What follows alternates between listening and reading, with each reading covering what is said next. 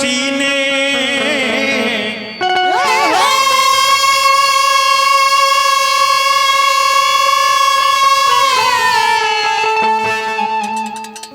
कहाँ गए थे अब कहाँ जा रहे हो।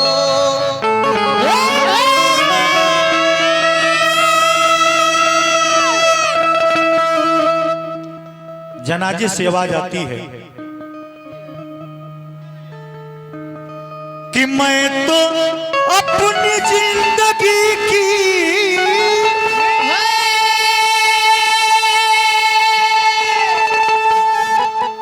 अरे सफर काट करके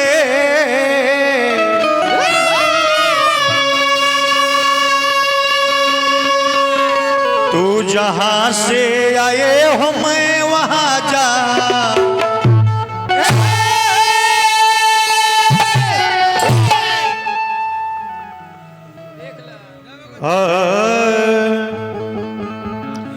ये दुनिया करीब केहू बुझल ना। गुरुजी थोड़ा सा मार से थोड़ा सॉरी हल्का सा बढ़ा के रखी। ये दुनिया के रीत अगर जो रोरा बुझ जाए तो रोरा ज्ञानी हो जाए, लेकिन बुझ ना पाए रोगा। कैसे भाव लगता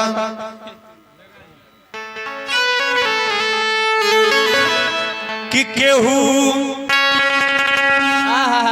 अरे दुनिया के रीति बुझे ना बुझे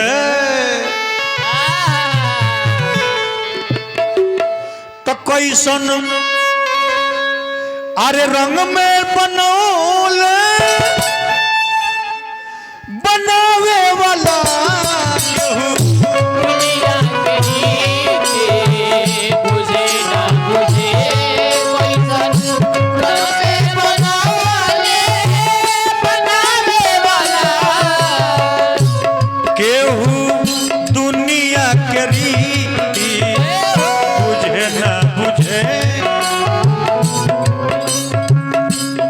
कैसन रंग में बनौले बनावे वाला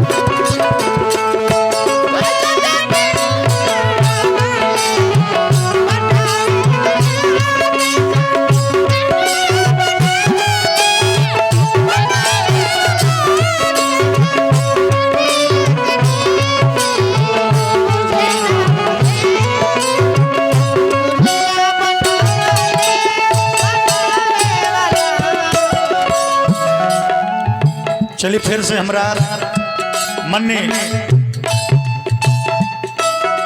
छोटकन बाबा की तरफ से ढेर सारा रुपया आयल, बार बार बाबा के प्रणाम करो। चलिए माने हमने के छोट भाई उमा ब्यास जी की तरफ से ढेर सारा रुपया आयल बा। माता रानी से नहीं हो रहा कि कलाकारी में चार चांद लागो। जय हो। अगला लाइन पर गौर करी, कवि जी का कहतनी बड़ी सुंदर बात भाव लगता का क्या हुआ।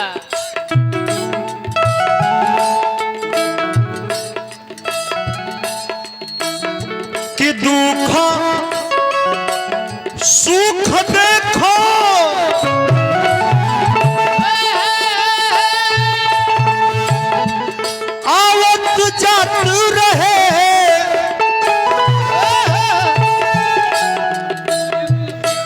आज हमारा घरे कल रौरा घरे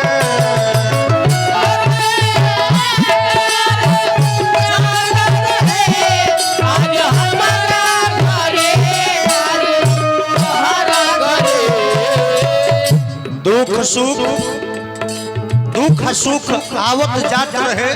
आज हमारा घरे काल रौरा घरे। आज हमारा बेंत बाबू के घरे आज बेंत बाबू के पिताजी फेंकू पटेल जी का आज ब्रह्मभोज में कार्यक्रम होता, लेकिन कहियो यही द्वार पर सोहर होई, कहियो शादी विवाह में मांगलिक गीत होई, आई ब्रह्मभोज के कार्यक्रम दूसरा केहू के द्वार पर हुई।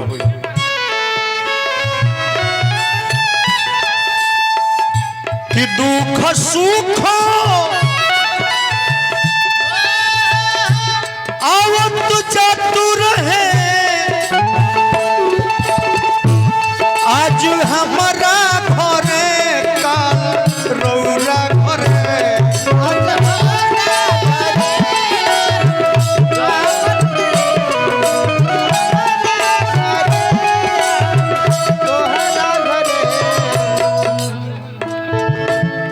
और का राहो राहो दूगो बनौले सब खतीरा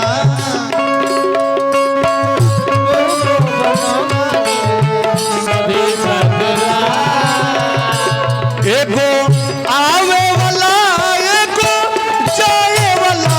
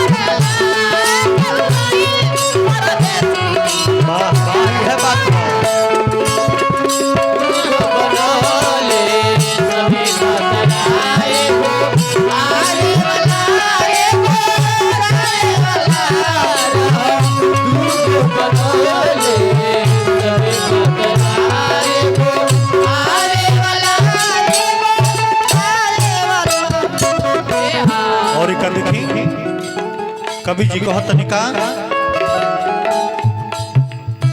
फिर से देखिए हमने के माननीय गुरु जी पुजारी सिंह जी की तरफ से ये ढेर सारा आशीर्वाद बार बार प्रणाम बा। भगवान सुनी हो रहा हमरा गुरु जी पुजारी जी के ऊपर भगवान की कृपा बन रहे। ऐसे की रौरा जानत नहीं दुख सुख के बारे में छोटकन बाबा हम 110 पाना पर लिख के दे दे कि हमरा पुजारी जी से ज्यादा केहू नहीं जानो। दुख सुख के बारे में यहाँ के जसली जानत नहीं।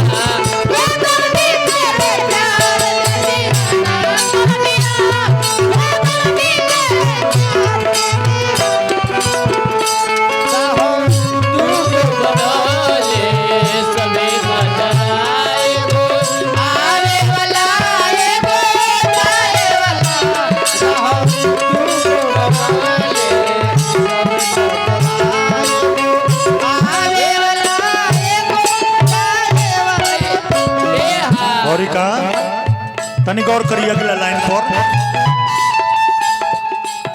मास्टर मास्टर कि कोई मैयत पर चादर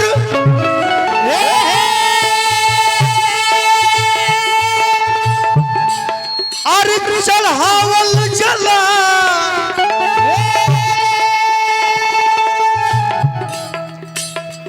कोई दुल्हन के डोली सजावल जला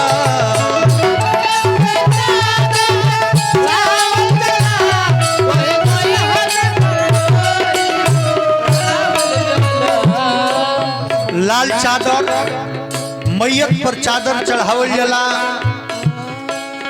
आ कहीं दुल्हन के डोली सजावल जला। ये सरदा है। अरे राम हो राम कहीं दुल्हन के डोली सजावल जला।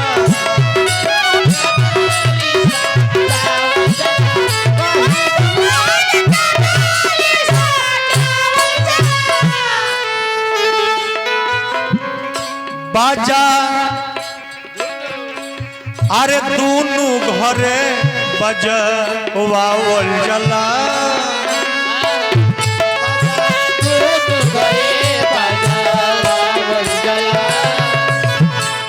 बाजा दोनों घरे बजवावल जला। एगो रोवावे वाला एगो हंसावे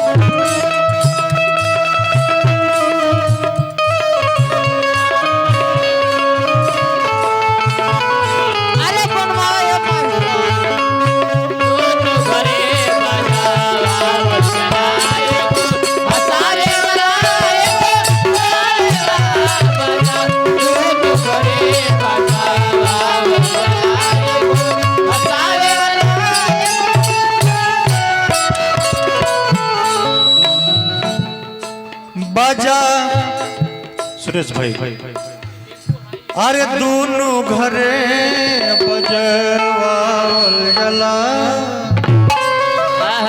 एगो हंसावे